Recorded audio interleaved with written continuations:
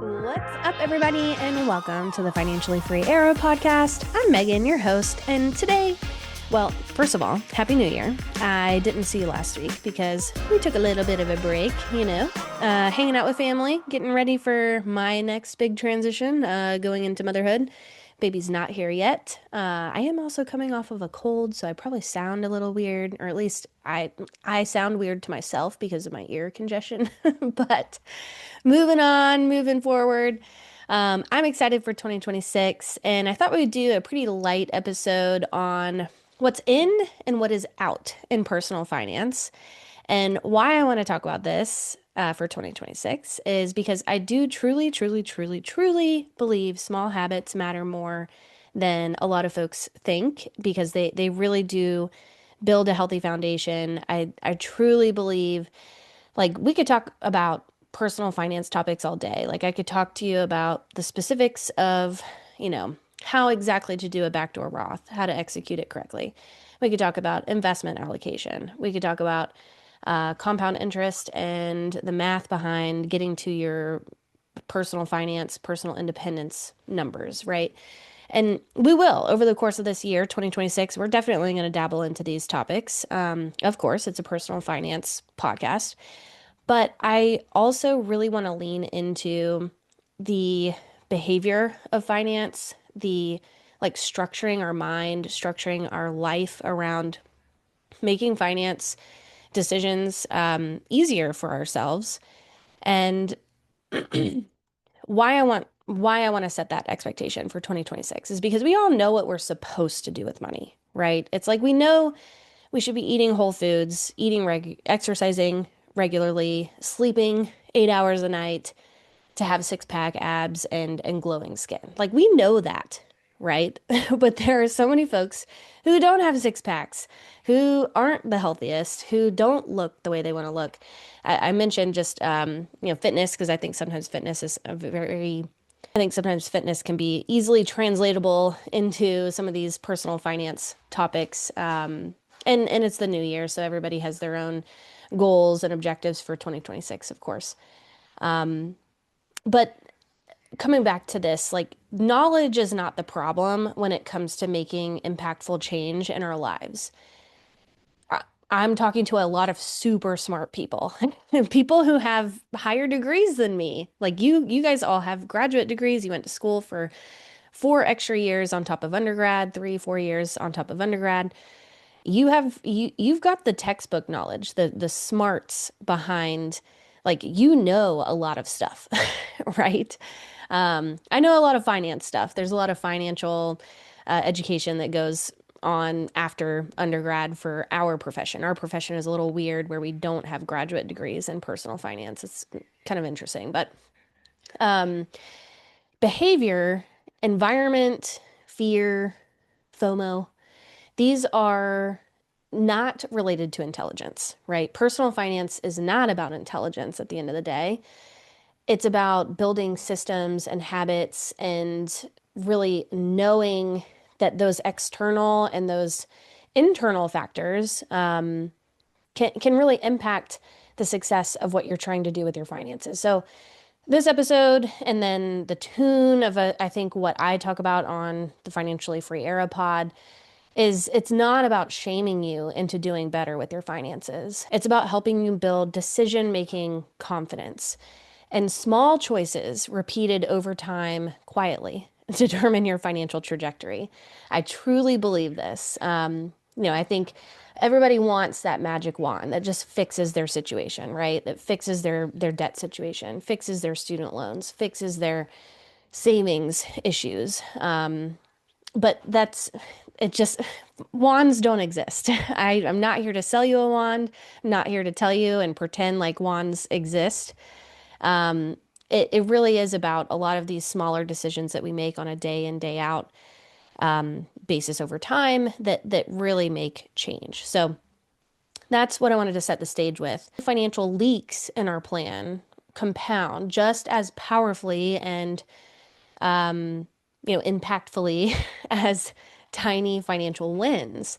So if I can get you on the path of encouraging and building and growing these little tiny financial wins over time, oh my gosh, a year from now, 5 years from now, we're going to be in a much better position if we're addressing these things and taking things on in bite-sized chunks too.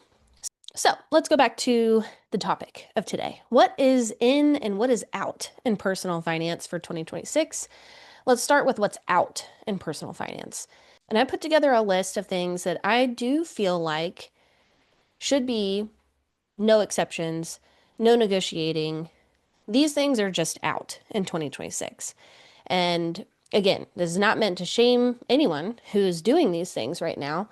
But I think the faster we can get to this no exceptions, like I'm not even entertaining this as part of my financial picture, I think the faster we can get to that point, the faster we can make some really good progress in our finances and build really healthy habits. So these I do feel like are things that quietly steal from your future. And it's not because you're bad with money that you're doing these things, but it's because no one maybe told you to treat them as non-negotiable. So I'm here today to tell you that these things probably should be non-negotiable. But again, you're an adult, you can make your own decisions.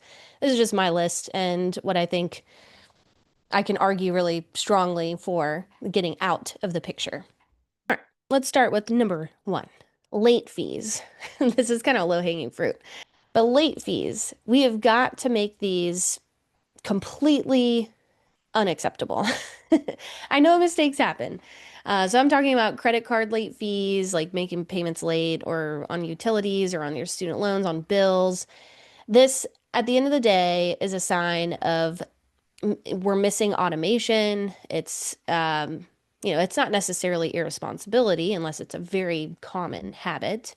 But it's a sign of missing automation. Late fees, I think, are a systems failure, systems failure within like our existing systems that we have in our finances.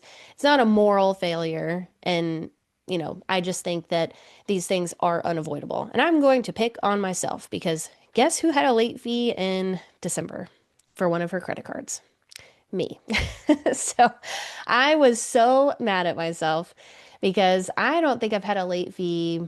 I can't even tell you when, but I had done some rearranging of my money. It was the end of the year. I was rearranging some of the spending on the different cards that I use for our family, and I had missed a due date for one of my credit cards by one day. I took it off of auto pay because it was one of those cards where I wanted to really review and check and just take complete total ownership of every single month. I should have had it on auto pay like the rest of my bills. But this one I did not, and I missed it by one day because it was around the holidays. I was doing a lot of other stuff. There's a lot of other stuff going on in my life, right? I'm trying to navigate like the end of my pregnancy, getting ready for this baby here coming, my life change that's about to happen. And I just forgot. I forgot to make the payment. It was a manual payment I should have made. I was late by one day and I got charged a $30 late fee. Is it the end of the world? No. The cash back I get from this card pays for the late fee, but still, I was just upset. And late fees, they do add up. Like if this is something that happens to you more than once, more than every so often, you've got to get things on an automated schedule to avoid these stupid, dumb, really kind of expensive mistakes, right? So again, they're not a moral failure. I'm not beating myself up because I should be perfect. It's just a systems failure. And I feel like I do tend to usually have very good systems in my own finances. I'm a financial planner, for goodness sake, right? But stuff like this happens. So non-negotiable. We shouldn't be tolerating late fees for anything. It also could negatively affect your credit. Usually there's some kind of grace period before it affects credit, but still. Sometimes cards are not flexible or bills are not flexible on late fees, and they charge you pretty much immediately. So you want to avoid that as much as possible. It is money literally flushed down the drain. So those are out. Late fees are out for 2026. And I give you, that story just as a relatable example of, hey, we're all not perfect. And this is also not the point of these conversations we're having today. I don't want you to be perfect. You're not going to be perfect. No one's perfect. But if we can get on the behavior train of thinking about these as a non-negotiable, avoiding these things, right? Then we're moving in the right direction. All right, number 3, credit card interest. You are not going to earn points or money, cash back, or we had a travel episode a couple weeks back. You're not going to earn those things on the credit cards faster than interest accrues. You're just not. Credit card interest is expensive, and we want to avoid it at all costs. 20+% interest, usually I'm seeing closer to 30% interest, is a silent destroyer of your finances, of your progress. And I mention this because I think we all know we don't want to have credit card debt. A lot of our clients do avoid it like the plague, which is great. But sometimes I'll see folks not making sure that they're paying the full statement balance each month. And that might be maybe disorganization on like, how much did I pay this month? Maybe they're paying a couple times over the course of the month, but they're still not paying the total statement balance to avoid the interest cost. Or maybe it's like the last one I mentioned, like not having things on automation, not having the statement balance be paid every single month, no matter what, on an automated bill pay system. Like that is important to avoid interest. And interest is just one of those things that sucks some money out of cash flow that you can avoid. So credit card interest, you are out for 2026. And if you're someone who's working on paying down and getting out of debt, the faster we can get out of that credit card debt, the better. The lower that interest cost will get over time, the faster we're paying things off. You could also entertain strategies like a balance transfer card that has 0% interest for a period of time to help you avoid the interest cost. They do still have balance transfer fees, and that is a solution, or it's a tool, I should say. If we're not fixing the behavior behind it, we're not going to get out of that cycle. So that's the first thing we need to address is the behavior on how the heck do we get here? How do we get into credit card debt? And then if we've fixed that problem, then we can start looking at tools like maybe balance transfers to try to reduce or minimize the interest cost over time. But credit card interest, paying that totally out for 2026. Get it out of here. All right, next up, number 3, paying unnecessary taxes. I think this one, we're starting to get into some more complex stuff. I think the other two were just kind of super low-hanging fruit. Let's just completely avoid that. In our minds, those should be non-negotiables. I also think paying unnecessary taxes should be a non-negotiable and something we should strive for in 2026. So, for example, I see a lot of backdoor Roth mistakes that trigger either pro rata taxes, where we're having to pay a tax on the money that we're converting into Roth because we have an old IRA sitting around somewhere. And so that makes part of that conversion taxable. We want to avoid that. And I see a lot of cases where people are contributing directly to a Roth IRA when they shouldn't be because either they're making too much money or they're filing taxes for that tax year separately, but maybe they didn't make that decision until later on. So we're having to pay tax on money that we're having to recharacterize, growth on money that we're having to recharacterize. So lots of unnecessary taxes we're paying for some backdoor Roth mistakes. If you're somebody who's wanting to contribute to a Roth, wanting to do or needing to do a backdoor Roth, make sure you have the details on exactly how to execute that. There's a couple podcast episodes I've done on this in the past. It might be due time for another one, especially with maybe Sim stepping in for some of these episodes here coming up. That might be something I suggest for her to record over, my maternity leave while I'm out because it's tax time. This stuff, a lot of times during tax season is when we start to find some of these mistakes. So if we can prevent these mistakes going forward, fix these things that we've done for 2025 before we file 2026, all the better. But backdoor Roths in general, contributing to those accounts. I see a lot of unnecessary taxes having to be paid because of these mistakes. So another example, though, would be maybe selling brokerage investments or non-retirement investment positions without doing some smart tax planning. What do I mean by this? Well, your non-retirement investment accounts, they don't have a tax benefit. And that just means that the money that we're putting in that account, it's not tax deferred. We did pay taxes on it already, but you are going to be taxed on the growth of that account. And that's going to happen every year. And that tax rate is going to depend on how long it's been sitting in that account. If we've taken money out of that account to liquidate positions and have cash, there's a lot of little things that go into having to pay taxes on these brokerage investments, these non-retirement investments, which I don't want to scare you because these accounts have a very important part in somebody's financial plan, especially if you're saving for a tax bomb, for your student loan forgiveness, or if you're someone who's wanting to go for earlier retirement and you need a bucket to use to kind of bridge the gap between like retiring at 55 and being able to access a lot of your money in your retirement accounts by 59 and a half. Like these accounts are really important. And a lot of times too, like we need another bucket to contribute to for retirement because we're capped out on how much we can contribute to in our other retirement accounts. There's maximums on how much we can contribute. So, these accounts are important, is what I'm saying, but they are also taxable. And a lot of times folks don't quite understand how they're taxable. And they might have maybe a DIY approach when it comes to investing in these accounts. So they're contributing to these accounts on their own. They're making the investment choices on their own. Thus, when they're taking money out of these accounts, if they are, or with how they're allocating their investments within this account, they're making those decisions on their own and may not be factoring in the taxability of those accounts on when we're taking money out, or just in general, like how we have our asset location, like what dividends are those investments spitting off each year that's potentially causing some kind of tax consequence, which, the goal of these accounts, of course, is to grow your money.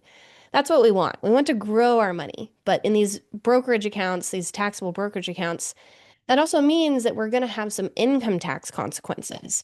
And they can either be, minimized by doing some smart tax planning or not.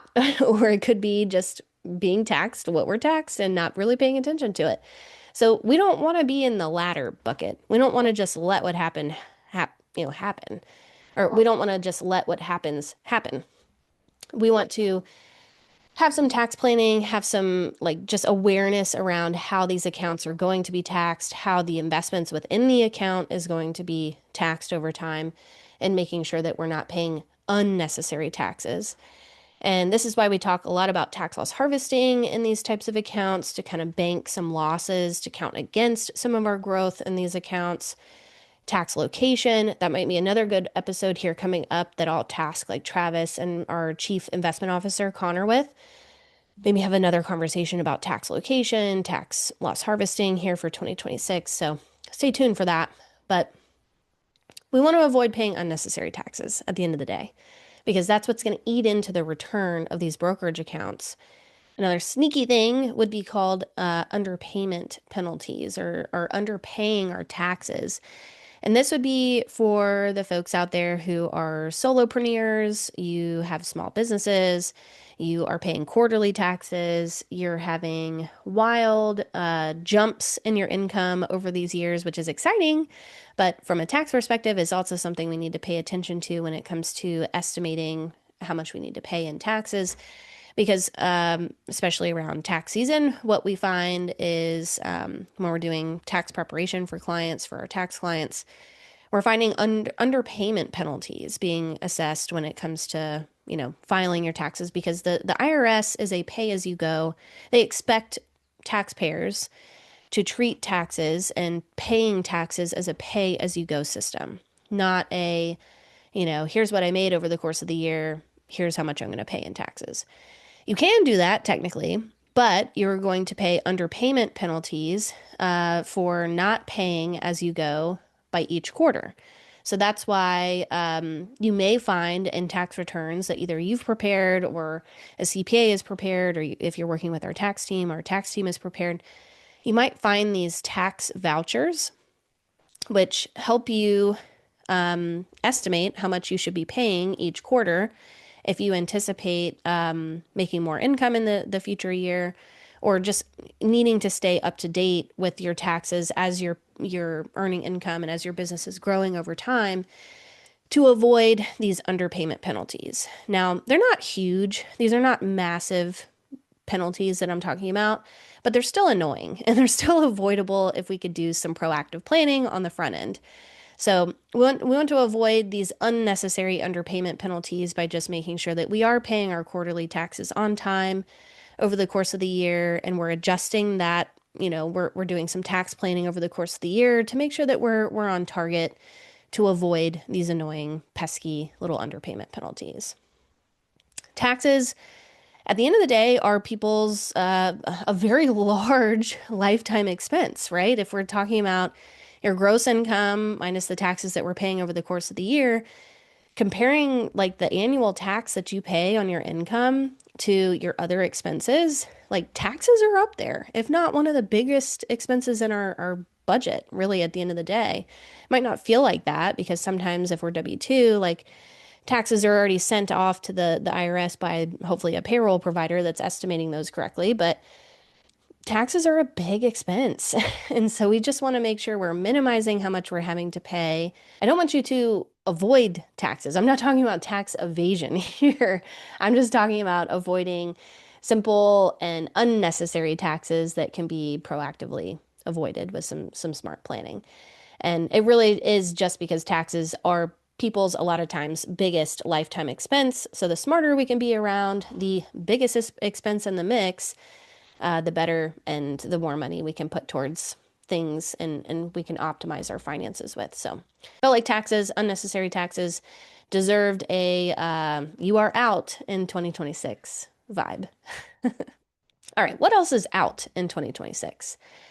I would say no estate planning if you have a spouse or dependents. If you don't have some estate planning documents in place, and I'm talking about as simple as a will or as simple as updating your beneficiaries on your accounts, let's start there. If you have not done that or taken a second to look at this, this is out. This is not negotiable anymore. We have got to be smart with our money and with our assets and with what we want to happen with our assets, in instances that we can't make decisions about our money and our assets and our life, right? So estate planning is not just for the wealthy. It is not just for folks who have already got a pile of money sitting around somewhere. It really is for everybody. And without it, the state decides for you what happens with your money, what happens with your assets. And that is a lot of times a very timely, expensive, and emotionally draining process. So you want to make sure you have guardianship decisions mapped out. You want to make sure you know where money does go. At the end of the day, if you're not able to be here to make those decisions because you're either incapacitated or you have passed away, you want your wishes, since you can make decisions and you can make your wishes known today, let's get that on paper and make sure other people know what those wishes are today. I think estate planning is an act of love, not necessarily like an act for wealthy people. And it doesn't have to cost money to get started because you can literally check all of your beneficiaries today within maybe 30 minutes, 45 minutes, depending on how many passwords you have to hunt down. But for any assets, checking, savings, investment accounts, 401ks, retirement accounts, any assets, make sure you have the beneficiary that you desire listed. And while you're in there, go ahead and list a contingency beneficiary. This is helpful in the instance that you and your beneficiary are together when you pass or if you are incapacitated, and they are not around to be able to take over that asset or that situation. So hopefully this is a waste of a conversation, but when these things are not in place, that's where it really causes a lot of negative emotion, a lot of negative, timely, costly decisions that your family members, your loved ones have to take on themselves. So it's worth the effort. This is something that I'm going to be doing here coming up with the baby coming into the picture. I've, made sure updated beneficiaries, all of that is done, but there's some estate planning that we need to do for our family as well to make sure that my family's taken care of. If I were to pass or something were to happen to me or vice versa, if my husband were to not be around, how am I protected? So it's about protecting yourself. It's one of those foundational things that we just really need to focus on in a plan. Kind of a funny, interesting story when it comes to this.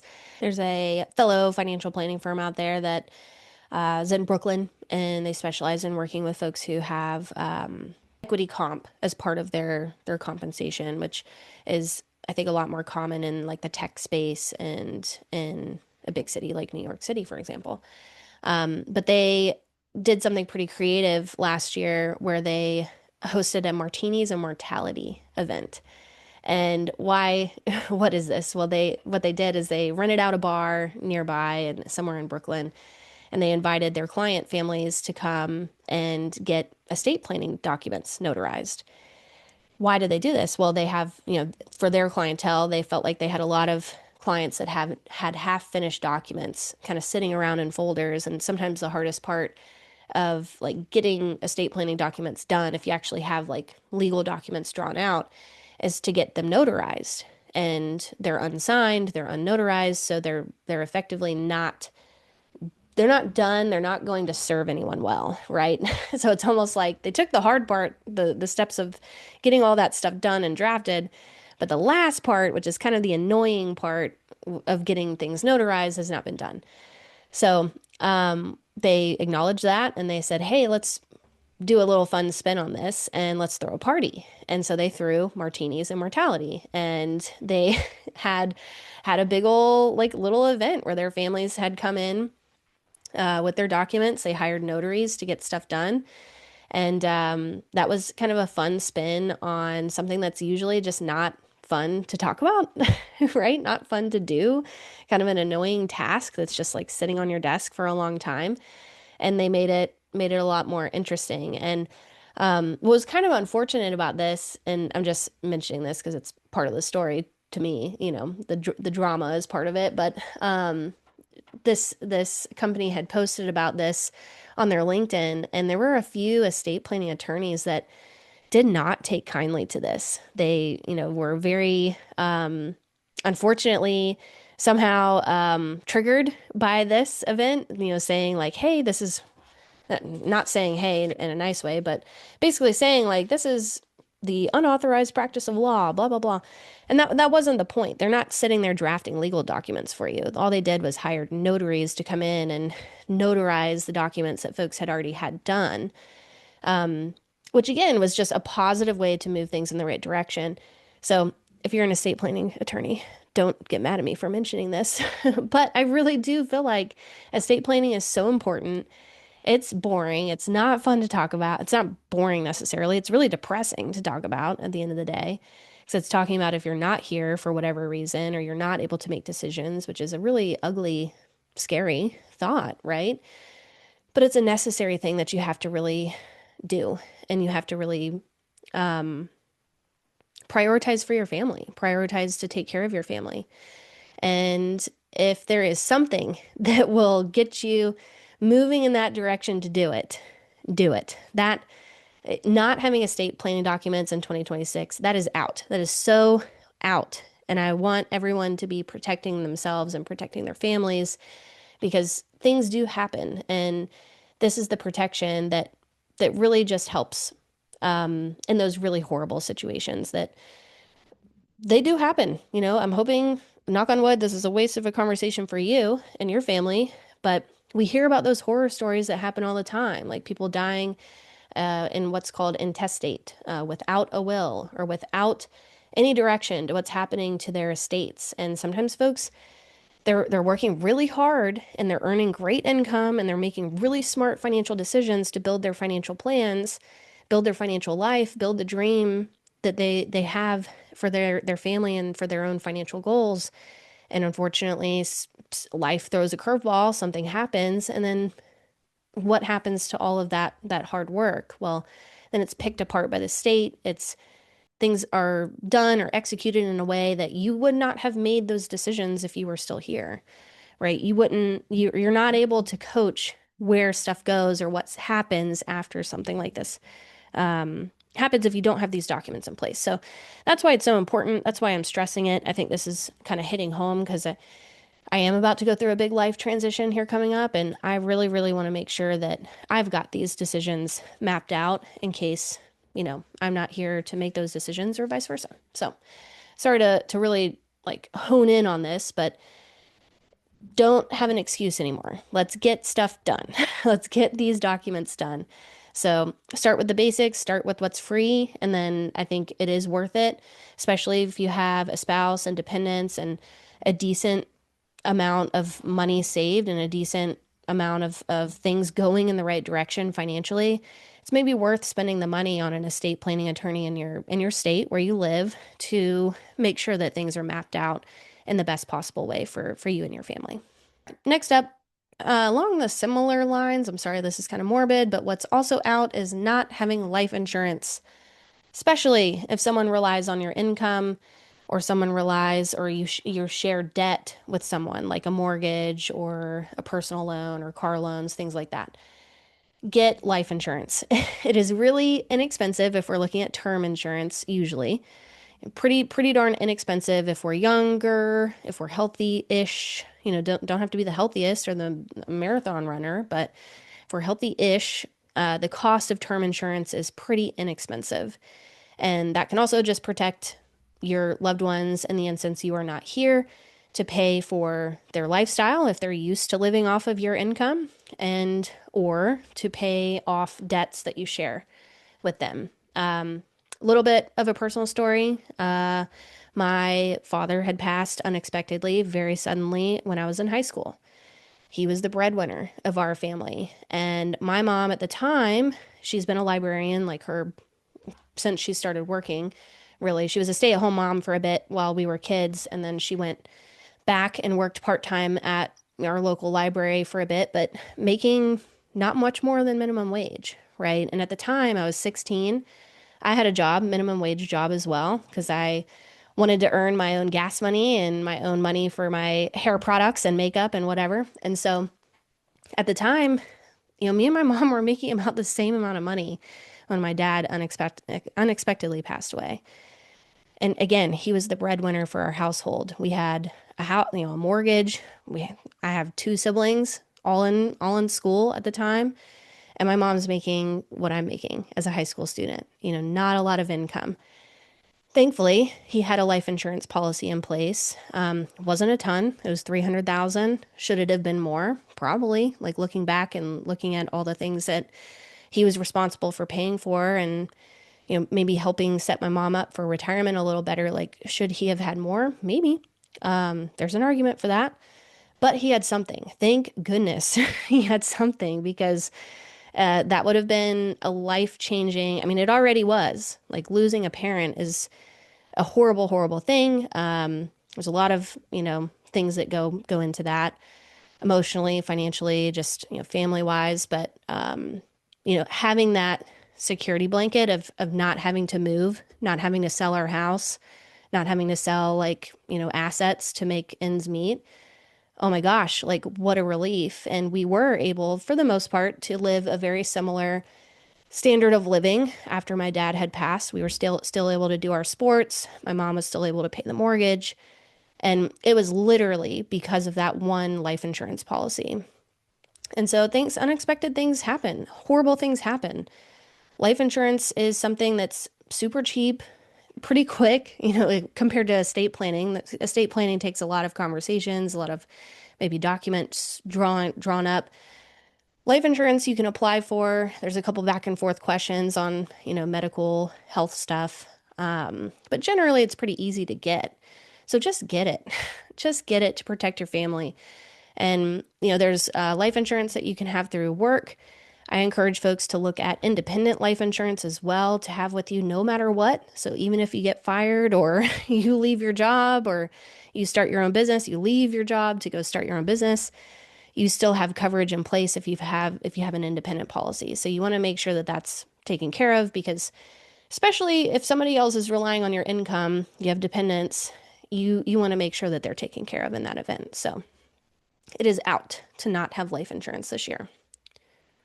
especially with how easy it is to go and apply and shop for coverage. So we do have a resource, SLP Insurance. You can search that on the Student Loan Planner website. Dennis is who you'll communicate with. He's a broker. He'll shop multiple companies for you to compare options, compare price, and that can get you some coverage in place. Okay. Another thing that's out is not having disability insurance. So, along the same lines, go get some disability insurance if you don't have it, if you don't have it through work, especially if you don't have it through work. Disability insurance is you're protecting your biggest asset, which is your income earning ability. And most people, they'll think about life insurance first, which is good. That was another thing I said is out, not having life insurance. But disability insurance, we also want to have some kind of protection in place for too, because I say this a lot, again, and this is kind of morbid, but if you're out on a disability claim, you still have bills. Like you're still here to have to pay your mortgage, your rent, the bills for Comcast, all the things that you've got going on in your life. Those companies are not giving you a break because you're not earning income anymore. And this is because you're either, out of work due to being sick for an extended period of time or injured, which premature or disability, having a disability, having a reason why we can't go back to work, is more common than a premature death before retirement. So disability insurance, statistically, you are more likely to have some kind of disability event that affects your income. So statistically, or when we're looking at it that way, we should prioritize disability insurance, maybe even over life insurance. But I'm saying both are out this year. If we don't have, we don't want to not have these two protections in place. That is out. So make sure we're getting those things taken care of. And Dennis, the resource I mentioned in the last piece of this conversation, can also shop for disability insurance between the big companies out there to compare price, to build the policy how you would like. So that's an important thing. And we had an episode all about disability insurance a couple weeks ago. So make sure to go check that out if you haven't already. Last couple things that are out for 2026. Number 7 on this list is buy now, pay later, or the afterpay culture. So this I've talked about before on an episode, something that keeps, influence to be poor, I think was the episode's title. But this is becoming more and more an option for literally everything online these days, where you can pay now, right? Or it'll give you a little option to, buy now, but pay later and make payments in a chopped up payment schedule over like 3, 4, 5 payments, something like that. What this does, it creates fake affordability, and it does encourage over consumption, I believe, if we're using this consistently. It fragments out your cash flow reality where we could make the purchase now and we see it now, we're having to pay for it now, or we could break it up into multiple payments and we have the thing, right? The behavior is we have the thing already, but we're paying for this thing over a series of payments or months later. And if we're doing this with a lot of different purchases, it adds up and it distorts what our actual cash flow or actual shopping or spending looks like, which can be kind of painful if we're doing this on a regular basis. So a red flag here, kind of a tester, is if you wouldn't buy it in full right now, or if you couldn't buy it in full today, right now, you can't afford it. All right. So put it down, save up for it. Let's not buy into this afterpay culture, because at the end of the day, that's something that can really negatively affect our cash flow and potentially put us in a position where we're having more debt, consumer debt that we need. And it also promotes a little bit of overconsumption, I would say. So that's out. Lastly, for what is out on my non-negotiable list of things that we have talked about today is silently stressing about money. Let's stop doing this, guys. Let's stop silently stressing about money, avoiding conversations, carrying money shame, and pretending everything's fine. Let's make this out. What I think should be in is more honest awareness honest conversations about money and taking action and moving in a positive direction towards better money decisions and getting in a better money position.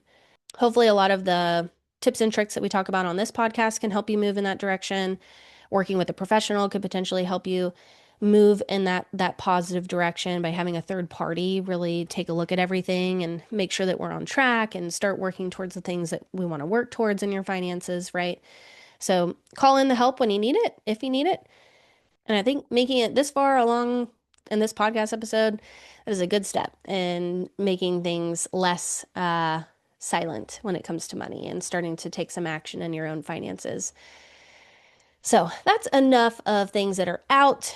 A quick recap of those things. What's out in personal finance this year for 2026? What is a non-negotiable for me in my finances is late fees, credit card interest, unnecessary taxes, no estate planning, no life insurance, no disability insurance, avoiding buy now, pay later culture, the afterpay culture, and then silently stressing about money. Those things are out. Let's talk about some fun stuff. What is in for 2026? And I think this is where financial stability really comes from. So, number one, automations. Let's automate those bills, our savings, our investing, our debt payoff. Willpower is sometimes unreliable. And being busy is a real thing, right? I got a late fee last month. I was really upset about. Mistakes happen. Let's avoid those things by automation. Automation is undefeated. So let's get things on automated systems. Let's think less about the proactive things that we want to do and set up automations to make sure that those things are just getting done. Number two, goal tracking. This is totally in. We want to track our goals, not just our net worth. I think tracking net worth is cool, and that's a great measure of progress over time.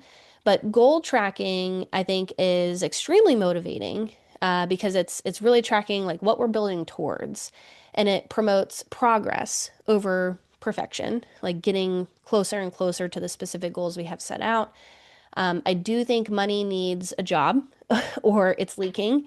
It's disappearing somewhere. It's going somewhere. It's just not going towards our goals if we're not really tracking them. So if you've done some work on identifying what you're wanting to accomplish in 2026, that might be step one of this. But step two would be set up a system and a timetable to get there, right? And track that progress over time because it will be motivating on an ongoing basis. Number three, what is in is putting money where it actually matters. I want you to really, really get serious about your spending. I want you to really put your dollars towards things that you care about, that are values-based. Have less guilt about what we're spending money on because we have more intention on what we're spending money on. Align your spending with your life priorities. So this kind of goes back to also setting some goals for 2026, but also getting grounded in what we truly want to be putting our money towards. And our money we want to be making smart decisions, long-term decisions with our money, of course. Putting money into our 401k, putting money towards retirement, blah, blah, blah, right? Yes, of course we want to be doing that. But we are also living today. Put some of your spending towards things that you care about today and that make you happy, that light you up. I don't think personal finance, financial planning is all about the long-term financial picture. Sometimes it can feel that way, but I think we can do both. I think we could be putting money towards our long-term future responsibly and also living in the now and spending money on things that we care about, that make us happy. And you earn that right to be able to enjoy today. You've put a lot of work into your education, into your career. So let's not make every dollar we spend about being responsible and putting money towards the long term. Let's put some money towards things that we care about. And if we're doing that, once we have those value-based spending thoughts and our intentions and our goals lined out properly, I think that makes spending and staying within spending parameters a lot easier, right? Versus like kind of distracted or uninspired spending. All right, what else is also in 2026 when it comes to personal finance? I would say no money shame. Shame is not going to fix behavior, in my experience at least. I think safety and clarity really do a lot more. I'm not a huge fan of the shame game when it comes to personal finance. I think some of there are channels and certain money talking heads out there that really lean on money shame to change behavior or act like they are doing a service to that person that they're talking to, for example. I disagree. I'm not about that game.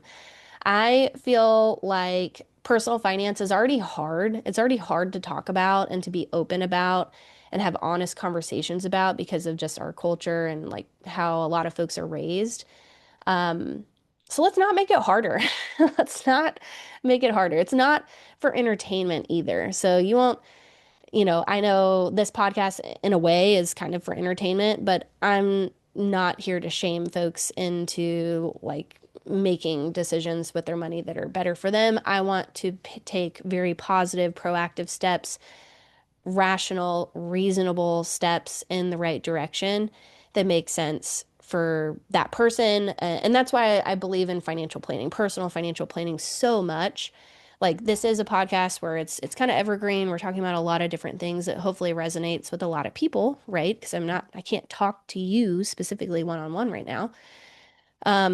But this is also like this is fun for me, but I think this is why I love personal financial planning so much is because we can get specific with, okay, what is your money background? Why are we in this place that we are right now? How can we move towards our goals in a way that's productive and proactive for you specifically? Like what's going to help you get there? Because your situation is different than anybody else's situation.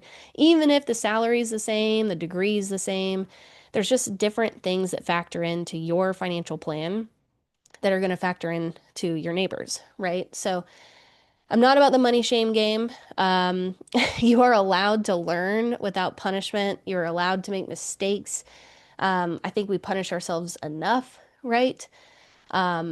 So I think moving in the right direction, moving forward in a positive direction, having a plan, moving in the right direction. That's the key. So no money shame. That's not what we're about here. And we're going to keep moving in that direction. All right. Another thing that is not falling into the comparison traps.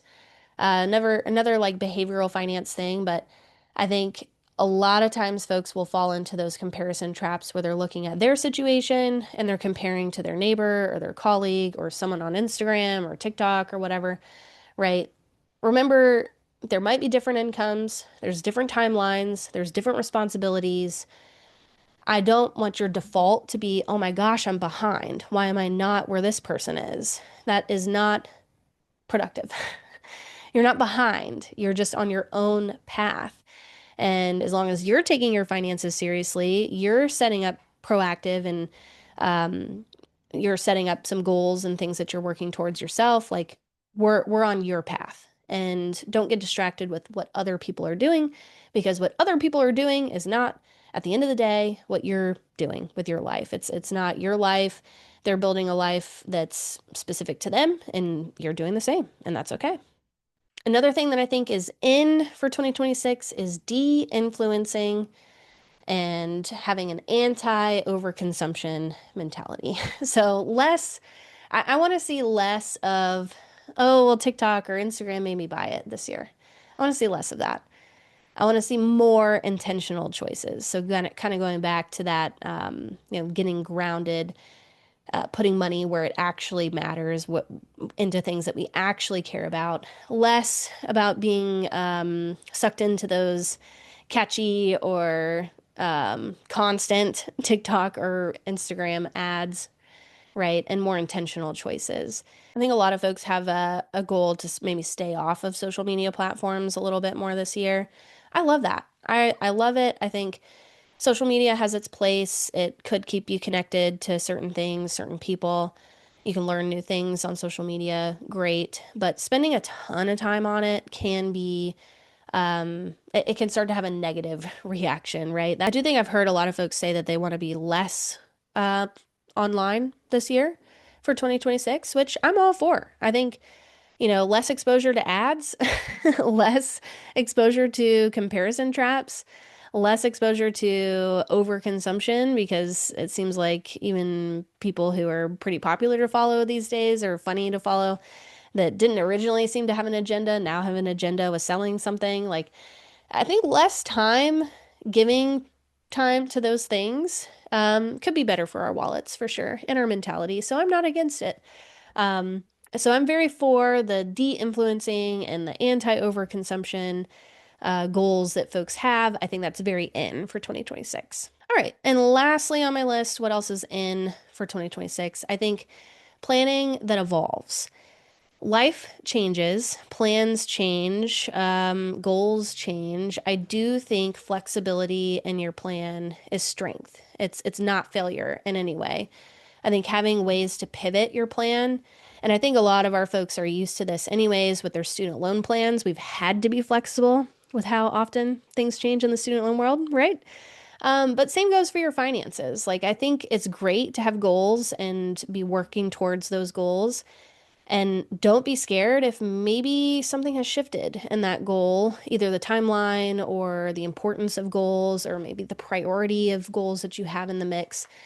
It is okay if things change. And I think a great plan, even a good plan, has the wiggle room to be able to change and adjust and move things around. So I think that's very in 2026 because we have to, evolving is, part of life, change is part of life. I think bringing it back to the point here is just planning that evolves, I think is very in this year for 2026. Okay, to wrap this up, what's in for 2026? I think I just wanted to keep this super sweet and simple, but automations, automating bills, savings, investing, payoff, that kind of thing. Goal tracking, that is in, putting money where it actually matters, very in, no money shame, no comparison traps, de-influencing and anti-overconsumption, and then planning that evolves. I think those things are very in for 2026. I think the core lesson here is really to recognize that behavior and small habits are a huge part of our success with finances. And I think med school, your graduate degree, like it taught you the rules, but life tests behavior under pressure. Money works the exact same way. So just as you read the textbooks, you knew the actual knowledge, it took a long time to also figure out how the textbook knowledge applies in real life. And I think with money stuff, like there's the textbook stuff that we know we need to be doing, right? We know we need to be saving for retirement, using 401ks, maybe doing backdoor Roths, saving 20% of our income, blah, blah, blah. We know that we got to do those things.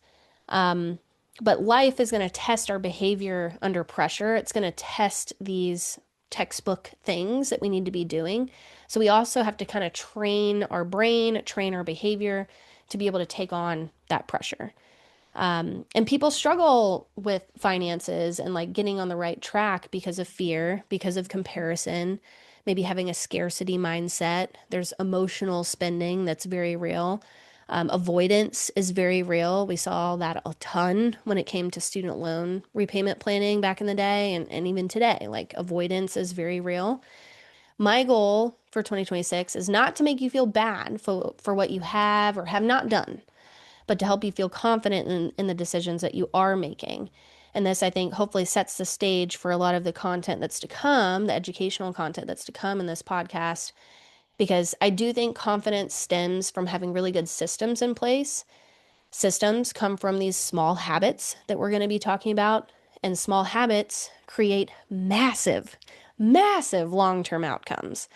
So I don't want to sleep on these topics. And My final word of encouragement, I would say, is I don't need perfection. You don't need perfection when it comes to your finances. You need consistency. I think you need compassion. I think there needs to be more compassion in finance and finding a plan that actually fits your life. I think that's really important too. So these evergreen conversations that we're having, hopefully there's enough wiggle room within these conversations that you can apply these things to your situation and make really meaningful progress in your finances this year. And of course, working with a planner will be the ultimate way that you can customize and really put together a game plan that's designed specifically for you. So don't hesitate to reach out if you're interested in working with the planner here at SLP Wealth. That's our bread and butter, getting folks on the right track to achieve their goals, making sure that we're working towards those things as efficiently as possible, as easily as possible over time. And thanks for taking kind of the first step to learning more about your finances through this podcast. I appreciate you being here and listening and hanging out with me. I hope you have an awesome weekend coming up, and I can't wait for the work that we do together in 2026. So with that, I'll close out and I'll see you on the next one.